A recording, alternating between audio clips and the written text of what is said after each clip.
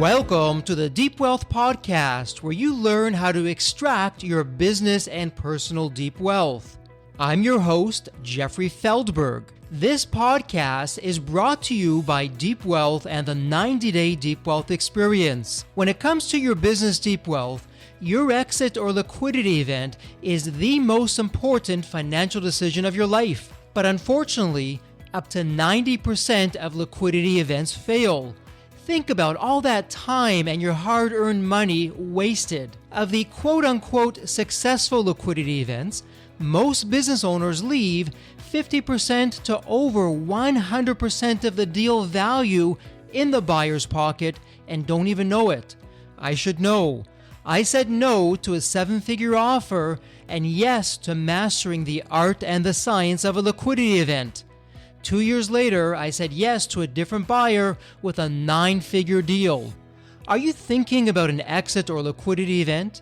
Don't become a statistic and make the fatal mistake of believing the skills that built your business are the same ones to sell it. After all, how can you master something you've never done before? Let the 90-Day Deep Wealth Experience and the 9-step roadmap of preparation help you capture the best deal instead of any deal. At the end of this episode, take a moment and hear from business owners like you who went through the Deep Wealth Experience. Jeremy Straub is a serial entrepreneur and investor. Jeremy overcame stage 4 throat cancer while still running large companies. His father owned multiple successful car dealerships in the Northeast and lost everything in the recession. Seeing what happened to his father, Jeremy decided he would never put all his eggs in one basket. Today, Jeremy owns 9 businesses in 5 industries with 1,500 employees, 250,000 clients, and generates over $100 million a year in revenue and $15 billion in assets under management. Jeremy's a co-author of Cracking the Code to Success with business guru Brian Tracy. Jeremy's also the host of the Upreneur podcast, Mindset Meets Money podcast, and sits on the board for YPO. Jeremy's mission is to help other business owners navigate opportunities and redefine what's really possible. Welcome to the Deep Wealth Podcast, and you heard it in the official introduction, but wow, do we have a guest lined up for you today. I promise you, you're going to come out of this episode thinking bigger and better coming into it, because our guest is a fellow business owner, podcaster, author, thought leader. You name it, he's done it, even has gone through some health challenges, came out victorious, and victory is what we're going to be talking about today. That will be one of our themes. Jeremy, I'm going to stop it right there. Welcome to the Deep Wealth Podcast. Such a pleasure to have you with us. And you know what, Jeremy? There's always a story behind the story. What's your story, Jeremy? What got you from where you are to where you are today? Jeff, thanks for having me here. I'm excited to be here. Appreciate it. The story behind the story. I spent 15 years as a W-2 employee executive for a Fortune 500 company and really saw myself once I got up to the executive levels that the air was a little thin, meaning there wasn't a lot of seats you could be able to take. You kind of had to wait for your spot or somebody to screw up. And long story short, I didn't want to wait. I was young, mid-30s, like early 30s. And I wanted to start my own company and walked away from a 7-digit income to make 40 grand first year running the business and started launching from there. You got to love the entrepreneurial journey. I did not love it that year, by the way. Well, what do they say? If it doesn't kill you, it makes you stronger, right? That's right. And it also proved your conviction to stay in the game with that. But for some of our listeners, Jeremy, who may be exactly where you are, they're in someone else's story, they're making a difference there, but they're saying, hey, you know what? If I'm going to enrich all these other people, why not enrich myself?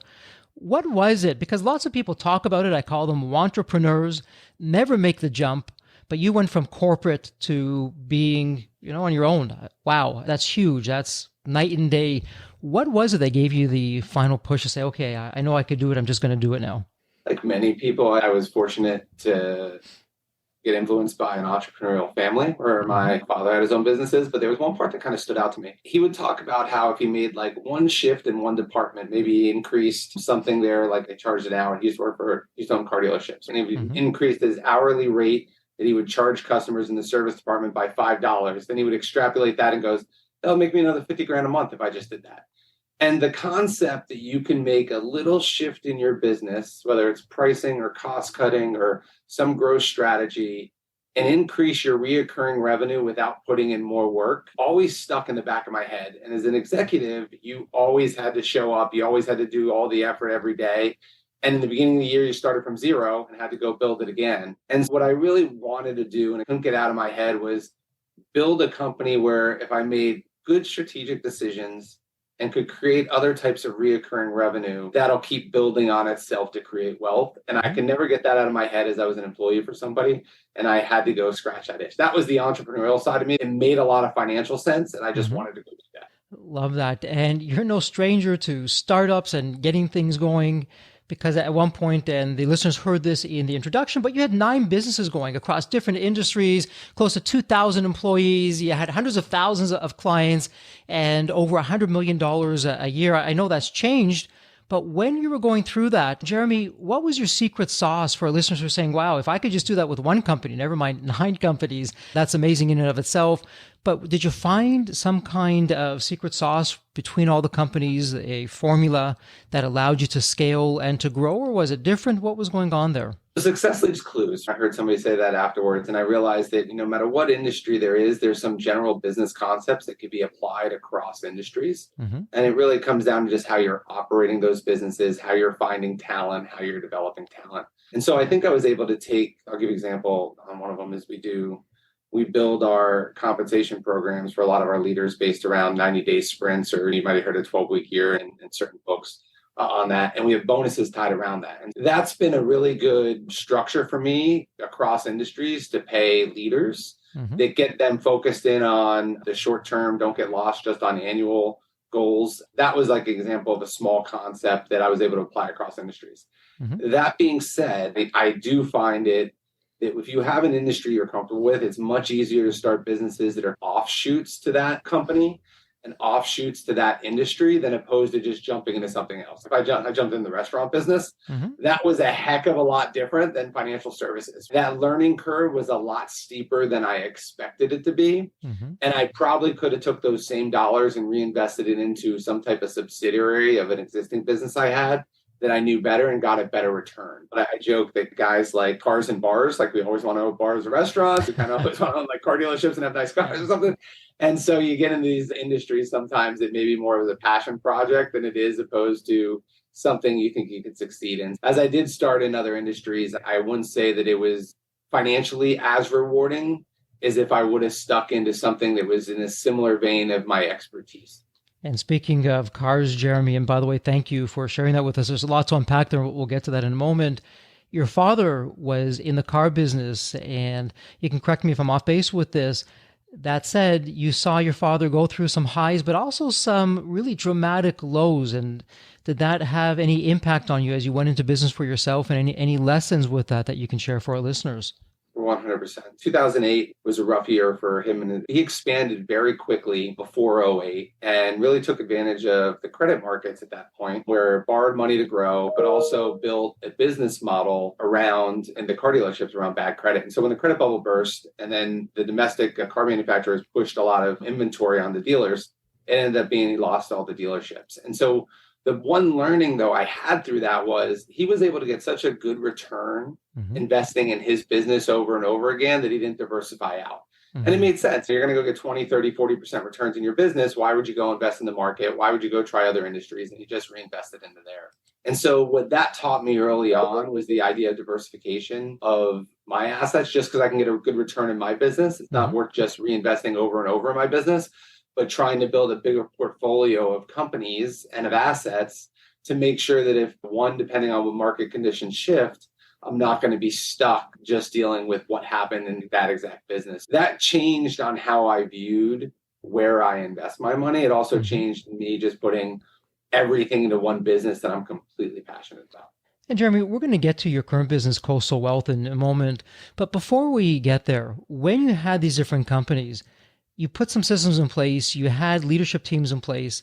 For the benefit of our listeners, how involved were you day to day? Were the business running without you more or less, and you were just being there for maybe the big picture strategy or updates, or how involved were you? What did that look like for you? There's probably two parts to it. So Vision and strategy is where I'll spend a lot of time, right? The big strategic decisions going through. Big critical hires, we're slow to hire, and making sure that I'm involved in the critical hires of the role. And then I run on those 90-day sprints. So in the beginning of those 90 days, I'm involved in the goal planning of all the different departments and different levels. We do a 2-day offsite every quarter. And we review what they did well that quarter, how they did versus their goals for those 90 days and where they were off. And then they have to say what they're going to do for the next 90 days. What I try to do is bulk in as much as I can in a small period of time that I can get line of sight into the business, that is skip a couple levels that would report to me. And that gives me a sense of what's happening. And then the next 90 days, it's just working with that president that's running that company and really getting a sense of how those departments are doing versus that. And it's just a high level accountability by having a very clear scorecard I can look every week to see where we are with that. And that's basically all done via email. And it's just responding back to where we are with that scorecard that week. If I start to see that we're behind, that's where I'll pick up the phone or start scheduling time to do it. And then what I'll typically do is I'll schedule a big block of time. I won't do like a 30-minute call. I'll schedule like 2 hours where the president can't over talk me, where it kind of just fast talk me through what's happening. I call it the long, slow takedown, right? I can like just keep ripping apart all the details to see if there's really a bottleneck we need to address before we end those 90 days.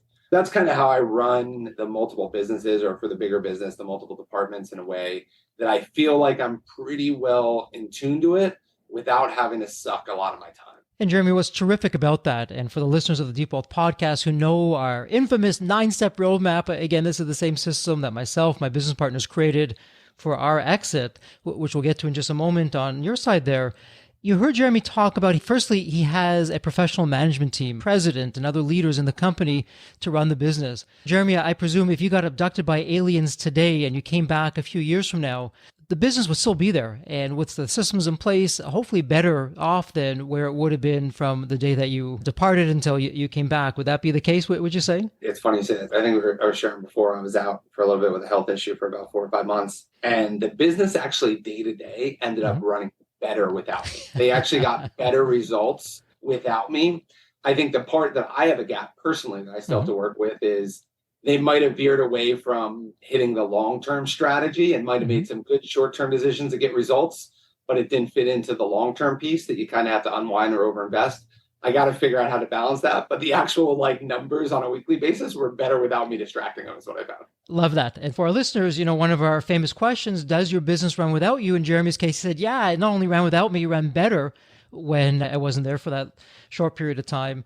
And you also have clarity because you have goals, you have KPIs, and it's clearly everyone knows what they should be doing, what needs to be there. And I love how you have, okay, let's not waste time on a 30-minute call. We'll spend the time on a 2-hour quality call. We'll go through what needs to be done, and you're not going to out-talk me and then have to dash off because our time is up. Some terrific strategies that are there. And let's put a pause on that for just a moment. And it was in your official introduction, but you just mentioned it now. You went through a health issue. It was a game changer for you. And for our listeners who, thank goodness, are healthy, Jeremy, perhaps you can just share some of your story and the importance of health and what that's, from an outlook perspective, how that's changed now that you're back in the seat, thankfully. Yeah, no, I appreciate it. I just went through stage 4 throat cancer, had 3 different tumors, had to get radiation and chemo for that amount of time. It was like 2 months of radiation every day and then a few rounds of chemo. Luckily, I'm in remission now. So that's positive. For me, I look back and go, people would say, okay, you look like you're in shape, right?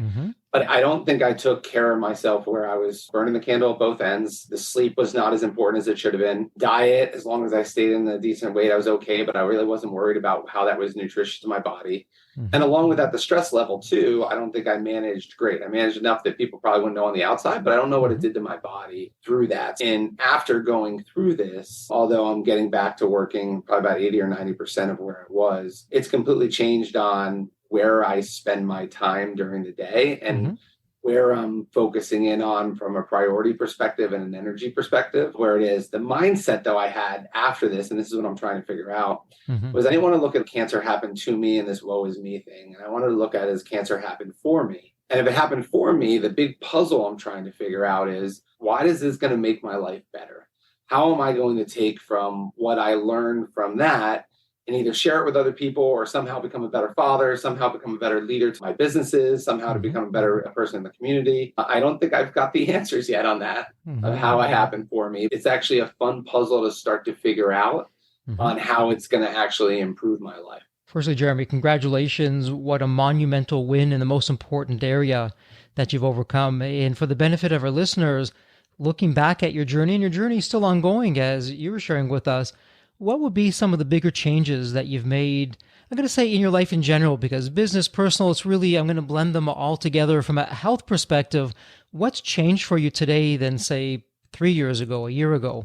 Yeah, a few things. I'll start with the business, then I'll kind of move to the personal side. One of the things that I found interesting is my business relationships that reached out to me, the ones that I could really feel cared about me the most and was like intimately distraught by me being sick, were the people that I had the biggest impact on them developing as humans, not just business people, not just salespeople, not just executives, where I was, whether it's in leader development class, I was doing it, talking, mentorship with them, that I had a significant impact in them shaping the person they are. And as I moved up the organization and run bigger businesses and bigger companies, I started to go a lot more into strategy and deal making and away from what probably made me successful was really worrying about development. And I really think leadership is about development and developing yourself and others. It's given me a renewed vigor on how much of an impact we can have on the people we work with, not just in business, but in life, and how the perch that we might sit on gives us a chance to influence people in a much positive manner than I ever appreciated. So it's changed on my development programs that I have in my companies and helping grow people around me. As for the fact of on the personal side, it's changed on my health part, right? I've now spent a lot more time understanding longevity markers, understanding what aspects of life increase your chance to be able to increase your life expectancy and making shifts around it. It's all stuff we know. One of the things that I've been surprised about is the meaningful relationships you have in life, how much that enhances how your body feels if you focus in on those meaningful relationships. And so, there's just a number of things from sleep, meaningful relationships, what you're putting in your body. Alcohol was a big one. It's very social for us as a business, but alcohol is one of the 6 proven things that cause cancer. And it's okay. It's hard for me to have a drink now, knowing that I could be back in that situation just from something I'm drinking. So that's kind of changed a little bit for me. The part I'm struggling with, and I'll tell you, is that you have these epiphanies of where you want to spend your time. I want to be a better father. I want to work out every day.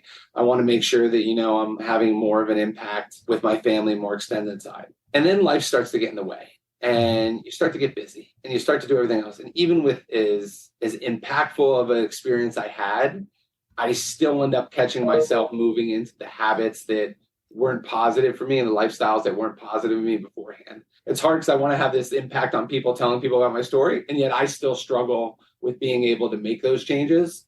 And for me, journaling in the morning has been real important for me, reflecting back on what I learned and how I want to spend that day with intention. And if I don't do that, I catch myself making poor decisions during the day. Amazing. And for our listeners, I hope you picked up on it, because what Jeremy is sharing from his personal journey, and again, at Deep Wealth, we feel if business is personal, whoever said business isn't personal never had a business, because if we're not feeling right on the inside, it's going to manifest itself in everything that we do, from the business to everything else.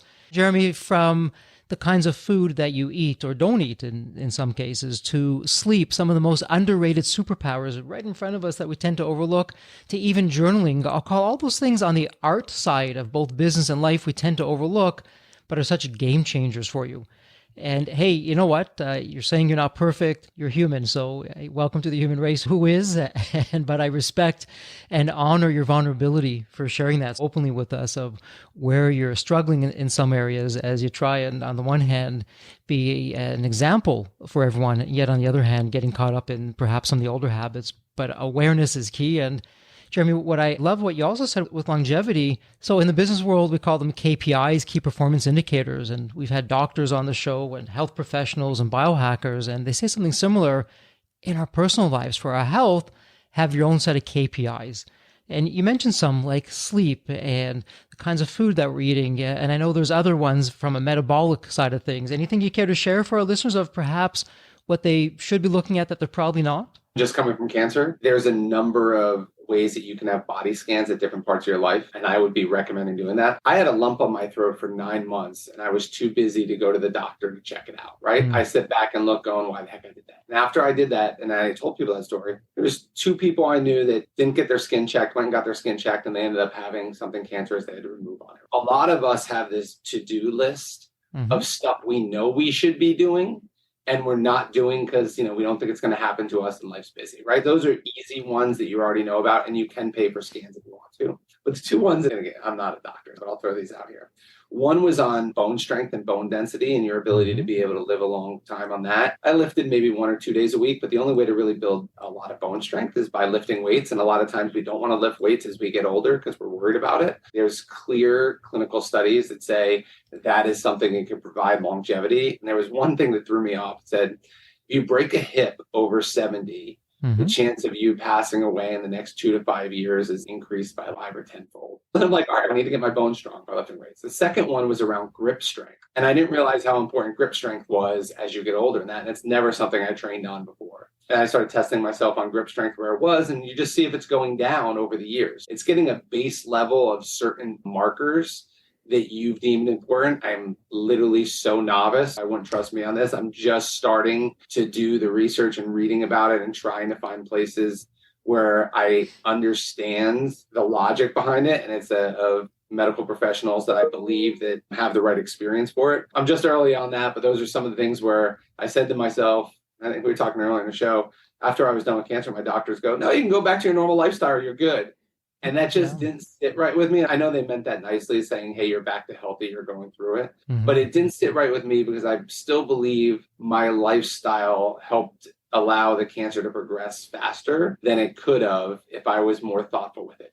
At the minimum, the fact that I had a lump in my throat and I didn't go check it out for 9 months, my lifestyle bothered that one. For sure. And you know what, Jeremy, and for our listeners, in the show notes, as you're talking, I'm thinking of the interview that we had with Dr. Vadia, who, by the way, is also Florida-based. He wrote the book, Stay Off My Operating Table, talks a lot about the metabolic markers that we should be looking at. So we'll put a link there in the show notes.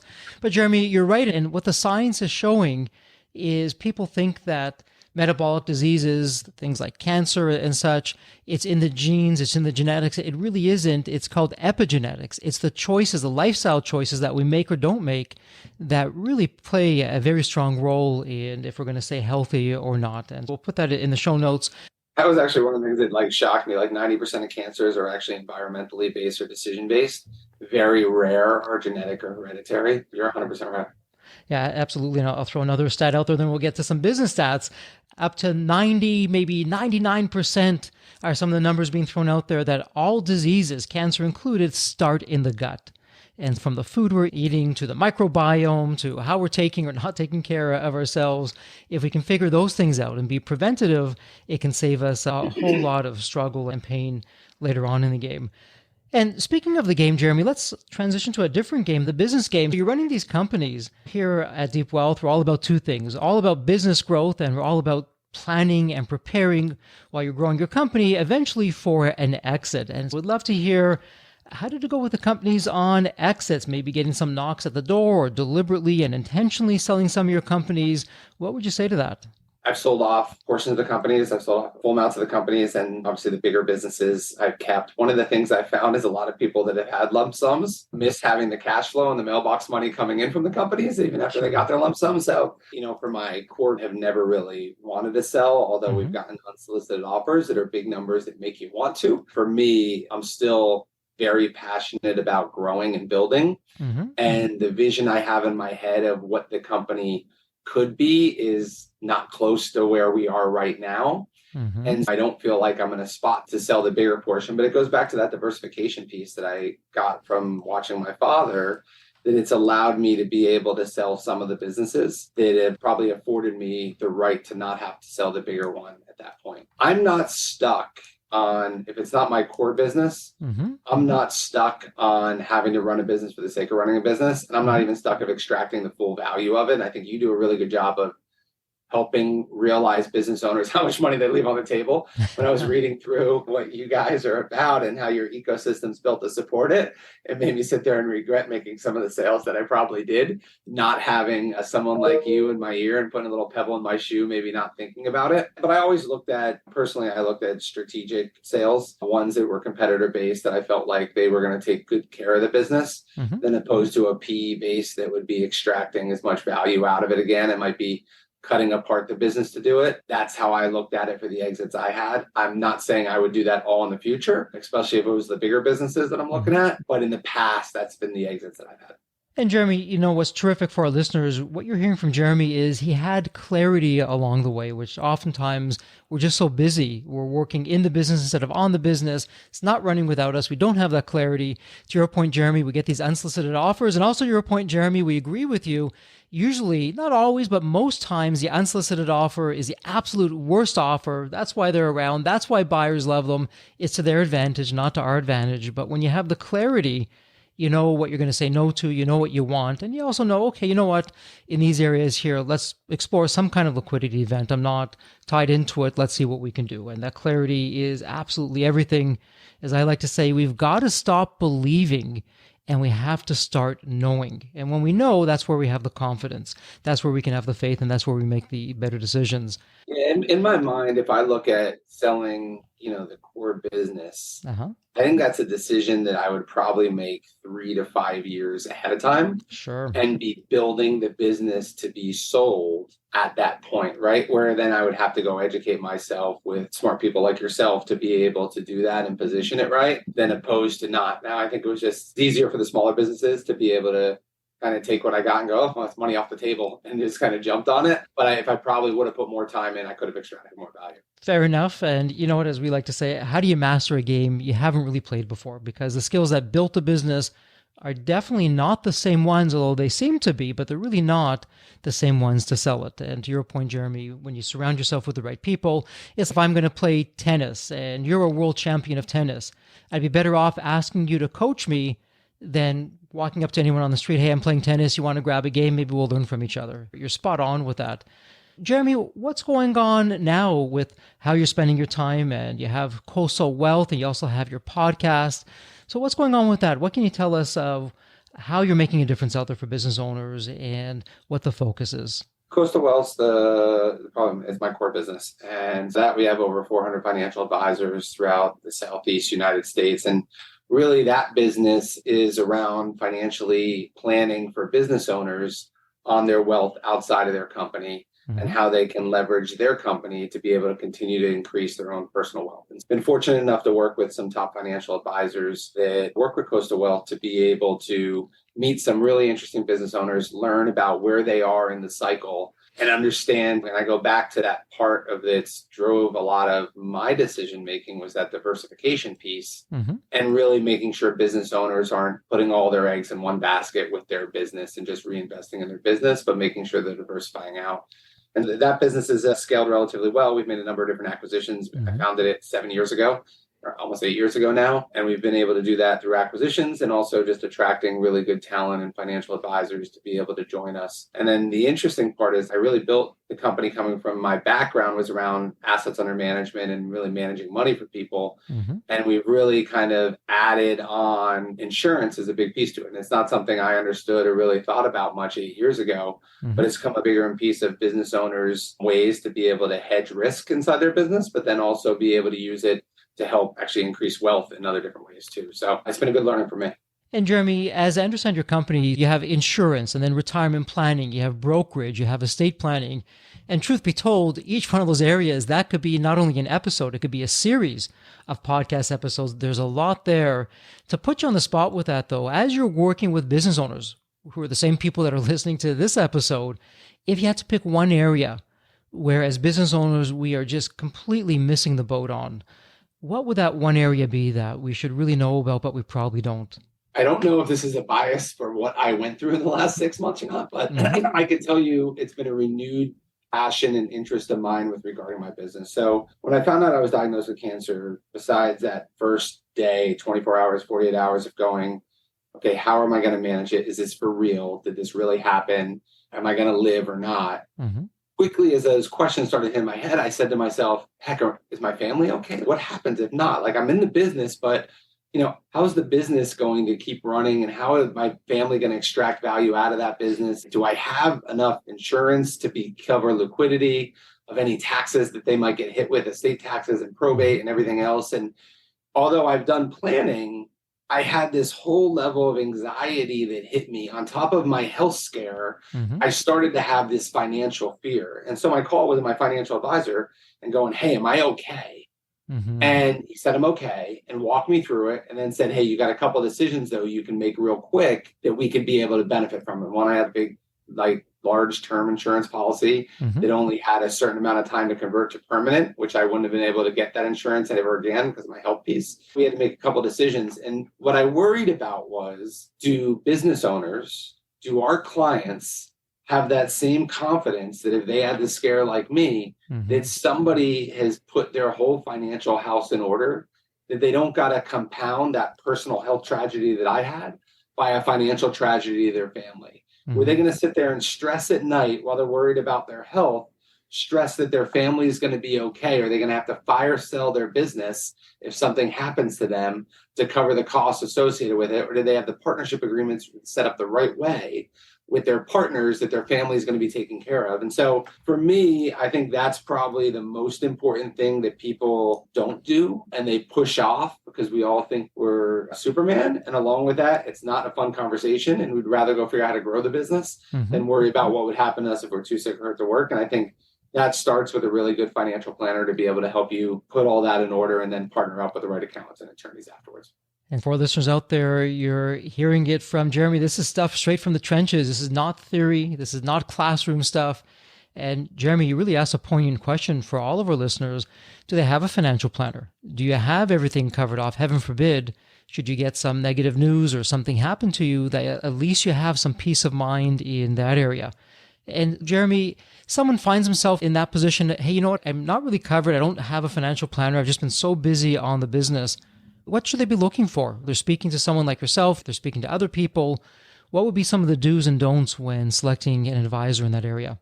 There's a couple of things I would do. One is, if you're doing a financial plan, you should be looking for a certified financial planner. It's like the CPA for accounting is a certified financial planner. People have to go through 6 different tests and a comprehensive. They have to have a certain amount of years in the business to be able to use a CFP designation. Along with that, you have the opportunity to do background checks on people that are securities licensed. It's called broker check. It's through FINRA. And if you just Google broker check, you can pull up people's, if they've had complaints in that. Anytime you're working with a financial advisor, you want to do a broker check and make sure that advisor has a clean background and they are who they say they are and they do what they say they're going to do. Those are 2 easy filters you can use beforehand. And then I would typically work with a financial advisor that charges a fee for advice. You want to make sure you understand how they're compensated. The idea that you write a check for a fee and then you're getting unbiased, objective advice feels better than it's commission-based products. Now, if it's commission-based products, that's fine. Just make sure you understand that and you can make a decision if there's a conflict or not, and being able to work with somebody with commission-based products. And there's still very good advisors that work on commission-based products that are extremely intelligent and well-versed, but you just want to understand how someone's paid to be able to understand where the advice is coming from.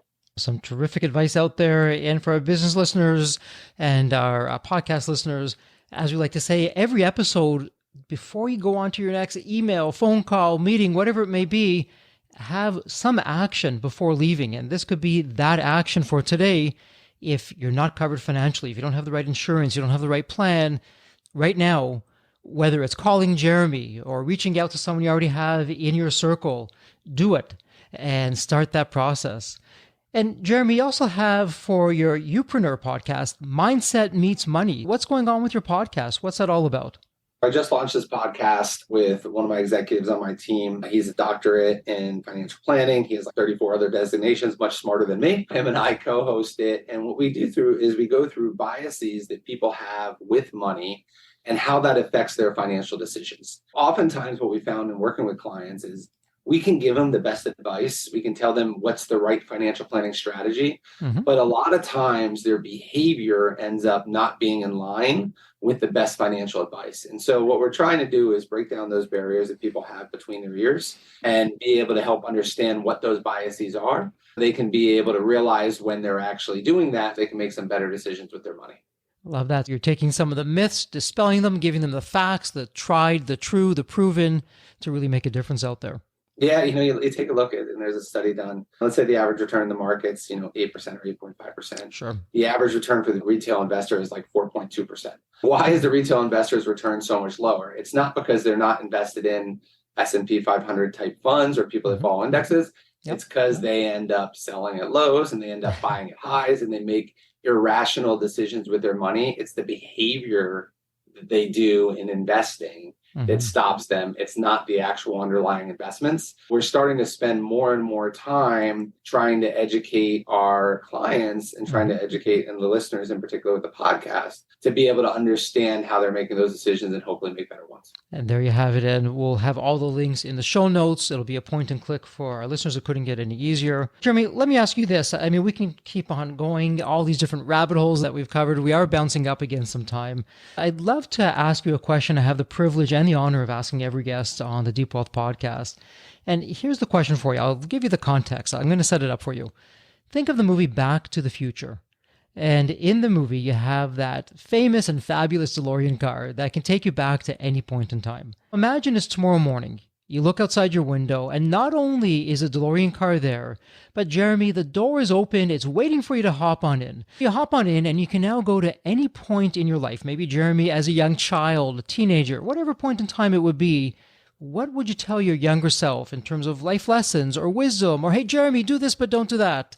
What would it sound like? First, I love the visual that you kind of painted through there. It gives you a whole different perspective in answering the question.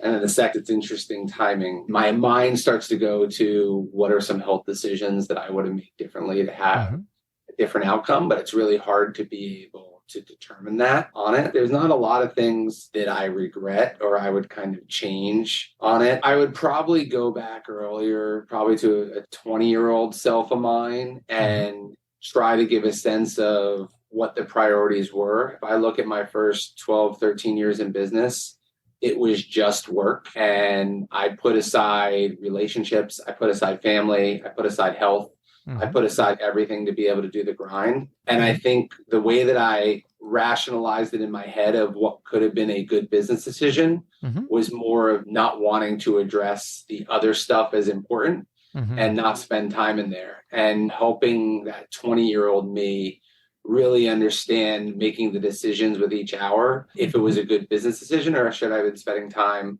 with family, building relationships, worrying about personal health. And I didn't care what I was putting in my body, and I didn't care if I was working out, and I didn't care if I was staying connected with family or friends during that time. I was just trying to become the best business person I could build. And, in hindsight, I would have tried to change that. Now, I don't know if I would end up in the same spot, which is the hard part to decide that, right? And I'm sure there's a lot of successful people that probably think the same thing. And I'm happy with the outcome in general in my life of where it's come. But that would probably be it, is giving perspective to that person in their 20s of where priorities were and why, and what could be the repercussions of each of those. That person could make an educated decision of, is that what you really want longer term?